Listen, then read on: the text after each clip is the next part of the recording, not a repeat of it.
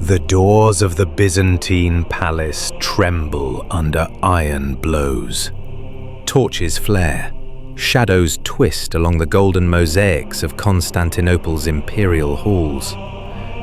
Inside, Emperor Basil II, the ruler of Byzantium, the richest empire in Christendom, stands cornered. His own guards have deserted him. His nobles plot against him. The throne itself is seconds from collapse. Then, boots. Heavy, foreign, deliberate. Figures loom in the firelight. Not Byzantines, not Romans. Vikings. Raiders turned bodyguards. 6-foot giants with axes as tall as a man, sworn not to plunder, but to protect. In that instant, the survival of the Roman emperor depends not on his generals, not on his nobles, but on warriors from the distant north. How did Vikings, once the terror of Europe, become the last defense of a Roman emperor in his own palace? To rule Byzantium was to rule in fear. The empire stretched from the Black Sea to the Mediterranean, its capital, Constantinople, glittering with domes and marble palaces. But behind all that wealth, one truth stalked every emperor. Your deadliest enemy usually ate at your own table. Byzantine nobles, the aristocracy of great landowning families, were ambitious, cunning, and utterly unreliable. Generals led armies against foreign enemies one year and turned those same armies against the emperor the next. Monks preached loyalty one day and crowned a usurper the next. Even family members were not above scheming for the throne. History was filled with emperors blinded, poisoned, or forced into monasteries so rivals could seize power.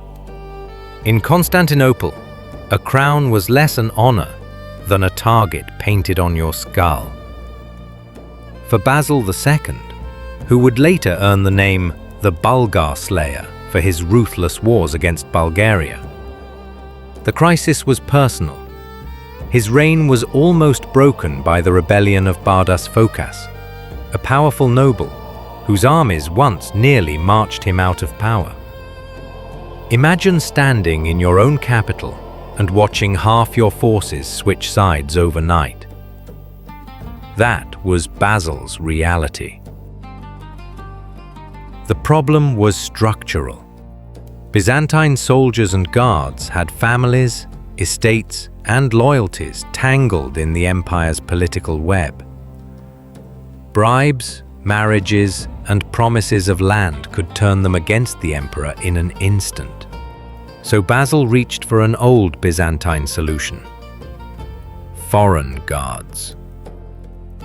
Outsiders had no brothers at court, no estates in Anatolia, no cousins whispering in the Senate. Their loyalty could not be bought because it had already been bought by the emperor himself. And Basil knew exactly where to find such men: in the forests, fjords, and battlefields of the far north. But how do axe-bearing raiders from Scandinavia suddenly appear inside Constantinople's sacred palace? It began with a bargain unlike any other in medieval history. In 988, facing rebellion at home and desperate for loyal soldiers, Basil II struck a deal with Vladimir, the Grand Prince of Kiev. For the hand of Basil's sister Anna in marriage, a gesture almost never extended to foreigners, and for the promise that Vladimir would accept Christianity and baptize his people, the emperor received 6,000 warriors. Some sources even suggest Vladimir welcomed the trade partly because he could not control or afford these restless men, making their transfer as convenient for him as it was vital for Basil. That moment is often marked as the official birth of the Varangian Guard. Now picture what those 6,000 newcomers must have looked like as they entered Constantinople. The capital dazzled with marble and mosaics, marketplaces alive with silk and spices. Into this ordered world marched men from the forests and fjords of the north. Towering, broad-shouldered, gripping axes longer than most citizens were tall. To Byzantine eyes, refined by centuries of ceremony, these figures seemed more like raiders than protectors. Citizens watched from beneath the domes of Hagia Sophia as lines of foreign warriors passed, strange, unsettling, and yet impossible to ignore. The cultural shock was immense. Byzantine court life revolved around ritual and law, every robe and gesture carefully choreographed. These Norsemen valued oath and steel instead. Even when the empire furnished them with gleaming armor, many kept their own rugged gear, painted round shields, iron helmets, and their feared broad-bladed Dane axes. Chroniclers even gave them a name, the Pelekiphoroi, the axe-bearers. At once barbaric and imposing, they stood as living symbols of a different world, one that the emperor had deliberately brought inside the palace walls. Their very strangeness was a shield. They were loyal precisely because they belonged to no faction, no family, no intrigue. It was that loyalty which set them apart from every other soldier in the empire. Native guards and generals shifted sides whenever fortune offered a better prize. But these newcomers swore their allegiance only to Basil. They were paid by him, rewarded by him, and bound by oaths rooted in traditions far from Byzantine politics. No noble could bribe them, no priest could persuade them, and no court faction could buy their loyalty. Thousands of miles from their homelands, their word was the emperor's safeguard. Their first test came quickly.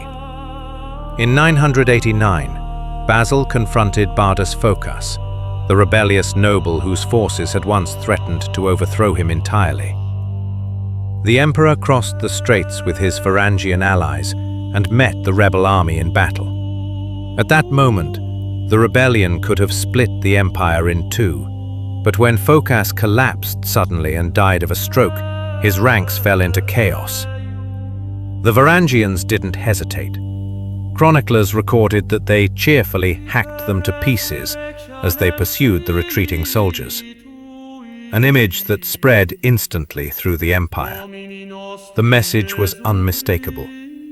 These were not ceremonial guardians in gilded robes. They were killers who wielded axes with pitiless efficiency. That single victory secured their reputation. From then on, wherever Basil went, the Varangians stood behind him. They guarded the throne during ceremonies, filled palace corridors with their silent presence, and marched beside him into the field.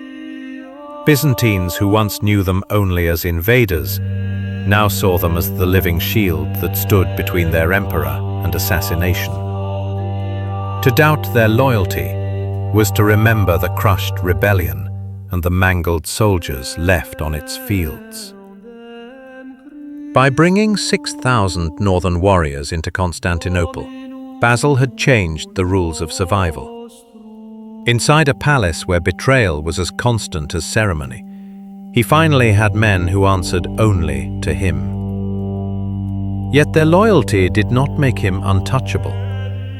Plots still spread in shadows, nobles whispered in hidden chambers, and assassins still sharpened blades. The Varangians might be unshakable, but even they could not always be everywhere at once. Soon, that truth would be revealed inside the very heart of the palace itself. The great marble halls, with their flickering lamps and echoing footsteps, would become the stage for a night when silence gave way to danger, and the emperor would find himself trapped, just steps from death. The great palace of Constantinople was more than a residence. It was a maze of marble corridors, silk-draped chambers, and courtyards where mosaics glittered with gold leaf. To outsiders, it looked eternal, untouchable. But if you were the emperor, if you were Basil II, you knew the truth. Behind every carved door lurked danger. Treachery here did not march up to the gates in daylight. It slipped in quietly, carried by men who already wore the emperor's colors. On one night, an imagined blend of many such real conspiracies, the tension finally bursts. The palace is half dark, lit by oil lamps and the orange glow of torches. Curtains ripple in a draught. The smell of incense still lingers from the day's prayers, mixing with smoke from braziers. Then, shouts. The crash of hinges splintering, boots pounding. Rebels move inside the emperor's own walls. Not barbarians battering the city gates, but men who knew every corridor, every turn, every weak point. Disguised as imperial guards, they pass checkpoints with nods and empty words, until suddenly steel flashes. Servants scatter, fires are lit in courtyards, casting monstrous shadows across mosaics of saints and emperors. Now imagine yourself there. Marble underfoot, smoke stinging your eyes. The throne of the Roman world only steps away. And yet the emperor is trapped like prey in a hunter's snare. Then, silence. Not safety, but the pause before violence shifts. A new sound cuts through the chaos. Boots heavier, slower, deliberate. The attackers freeze, turning their heads toward the corridor. Shapes loom in the firelight. Not slim Byzantine outlines, but broad figures, shoulders nearly scraping the arched ceilings. Iron helms glint. Long shafts rest across their backs. The Varangian Guard has arrived. These are not courtiers, not scheming generals. They are foreigners, Norsemen, Swedes, Danes, Icelanders, men with no brothers whispering in Senate chambers, no estates to defend, no loyalties except one, the emperor himself. They move forward as one line, silence heavier than any war cry. In their hands, the dreaded Dane axe, a weapon taller than some men, its crescent blade catching torchlight before dropping like judgment. For assassins, clutching curved daggers and short swords, the sight is paralyzing. They had come expecting resistance from thinly armed guards. Instead, they faced giants whose very oath is to end anyone who threatens the throne. The palace, a place of whispers, now fills with the rhythm of boots, the scrape of steel, and the unbearable knowledge that these men will not stop until every threat is gone. That night, the fate of Basil II does not rest on diplomacy, or on bribes, or even on his authority as emperor. It rests on whether axe-bearers from the far north can turn marble corridors into killing fields. What made the Varangians so feared in Byzantium was not just their foreignness. It was their weapon, the two-handed Dane axe. Picture it, a wooden shaft nearly as tall as the man who carried it, ending in a blade broad enough to gleam like a crescent moon. Unlike the thin stabbing swords of palace assassins, this weapon was not made for finesse. It was made for finality. Inside narrow palace halls, the rebels have the advantage, or so they think. Their daggers are quick, their blades light. Against ordinary Byzantine guards, they would have struck swiftly, cutting throats in the dark. But the Varangians fight differently. They lock shields, bracing shoulder to shoulder. Then, in perfect rhythm, axes rise and fall. Not frantic, not rushed. Each swing deliberate, measured. One blow to break a spear, the next to carve through shield and flesh. The effect is horrifying. Rebels strike again and again, but their blades glance off heavy oak or bite only air. Then comes the Varangian reply, a single swing that can shear through an arm, split a helmet, or smash a man to the floor. The pace seems uneven, slow, almost clumsy, until you see the aftermath. One blow ends what 10 dagger thrusts could not. The sound echoes through the marble, steel crunching against bone, shields splitting, torches snapping in drafts stirred by the fall of bodies. Norse war cries, guttural and alien to Byzantine ears, roar against mosaics of saints. Blood pools across floors meant for ceremony.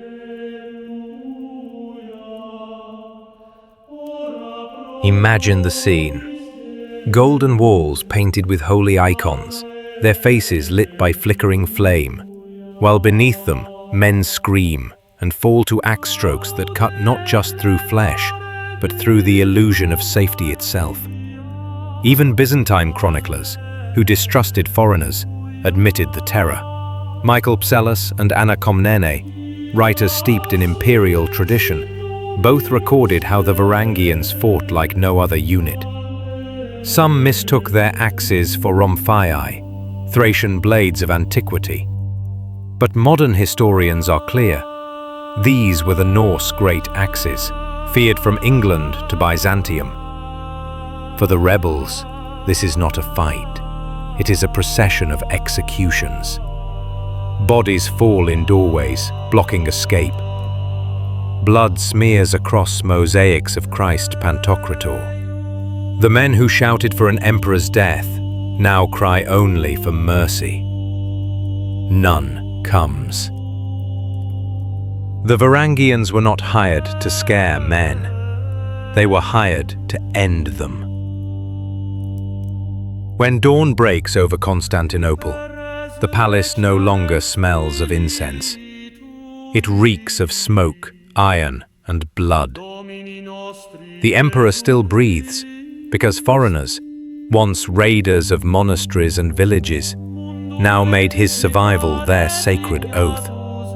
And for Byzantium's nobles, the lesson is unmistakable. You may buy soldiers, you may bribe courtiers, you may plot in shadows. But when you face men bound by oath and axe, men with no stake in your politics, you will lose. When the palace finally falls silent, the question is no longer survival. It is loyalty. Why did men from Scandinavia, Iceland, Denmark, and later even England fight so ferociously for emperors who spoke another language, worshipped in domes they had never seen before, and ruled lands they had never called home? The answer lies in 3 words: oath, wealth, and legacy. First, the oath. The Varangians swore binding promises, not just contracts of pay, but oaths that touched something sacred in Norse tradition. The Byzantine princess Anna Komnene, writing in the 12th century, explained it clearly. She said the Varangians regarded loyalty to the emperor as a family tradition, a kind of sacred trust, and yet there was nuance. Their loyalty was often to the office of emperor, not always to the man himself. If an emperor was assassinated, the Varangians did not seek revenge. Instead, they shifted seamlessly to guarding the next crowned ruler. Their bond was to the throne itself, the sacred seat of empire. That made them incorruptible, but also pragmatic. They could not be bribed into rebellion, yet neither would they die for a deposed master. Second, the wealth. Unique among imperial guards, the Varangians had a privilege no one else enjoyed: the right of politisvarf. At the death of an emperor, they were allowed to enter the treasury and take whatever they could carry: gold chalices, jewel-encrusted silks, coins minted from half the known world. Whatever fit in their arms was theirs. Imagine what that meant to men from northern farms where wealth was measured in cattle or silver bands. A lifetime of plunder could not match one night in Constantinople's treasure vault. Tales spread back home. Sagas tell of Bolli Bollason, an Icelander who returned from the guards so richly adorned he dazzled every chieftain. He wore scarlet cloaks, rode horses with gilded saddles, and feasted with Byzantine silverware at his table. His fame earned him the title Bolli the Elegant. Stories like his echoed across fjords and valleys, urging restless young men to head south, not just for glory, but for riches. And it wasn't only Scandinavians. After 1066, when William the Conqueror crushed the Anglo-Saxons at Hastings, exiled English nobles fled east. Many joined the Varangians, still nursing their hatred for the Normans. In Byzantium, they found both pay and purpose. Chroniclers called them the Englinbarangoi, the English Varangians. These warriors carried their grief across continents and fought under Byzantine banners, sometimes even turning their axes against Normans in Sicily, exacting revenge by proxy. Third, the legacy. The memory of these men endures in stone and in story. In Sweden, rune stones still stand that read, "He died in Greece." Greece was the Norse word for Byzantium. Some stones show crosses mingled with Norse carvings, proof that service in Constantinople shaped both their faith and their families. Inside Constantinople itself, in the upper galleries of Hagia Sophia, scratched into marble walls are Norse runes. 1,000 years later, you can still trace the marks of a guard who once stood watch there, carving his name into holy stone to prove he was far from forgotten. Some Varangians carried more than wealth home. They carried power. The most famous was Harald Sigurdsson, later called Harald Hardrada, King of Norway. Before ruling, he had served as a Varangian commander, fighting in Sicily, the Mediterranean, and the Holy Land. His saga remembers him returning north with coffers heavy from Byzantium, wealth that funded his throne. From farm boys to kings, from exile to legend. The Varangian Guard turned outsiders into names carved in both Norse sagas and Byzantine chronicles. But their story was not endless. At Manzikert in 1071, and later at Dyrrhachium in 1081, their ranks were cut down in disastrous battles. Still they endured, transforming slowly from frontline warriors into ceremonial guards of the palace. Yet the image of axe-bearing foreigners at the emperor's side lingered long after their battlefield glory had dimmed. They were not simply mercenaries. They were the embodiment of a paradox. Raiders who became protectors, foreigners who became the most trusted defenders of an empire. Think about it. The same Vikings who once burned monasteries on English shores ended up defending the holiest palace in Christendom. The same warriors who stormed towns for plunder now stood guard in silken halls, axes held not for loot, but for loyalty. That is the irony of history. The feared invaders became the empire's most faithful guardians. So what do you find more surprising? That Basil II trusted his life to foreign raiders? Or that the Norse themselves, men raised on sagas of plunder, chose to fight and die for a foreign emperor's crown? Close your eyes and picture it. The flicker of torchlight on marble walls, the echo of boots in silence, and towering shadows with axes, standing between an emperor and death itself. That was the night the Vikings defended Rome's legacy.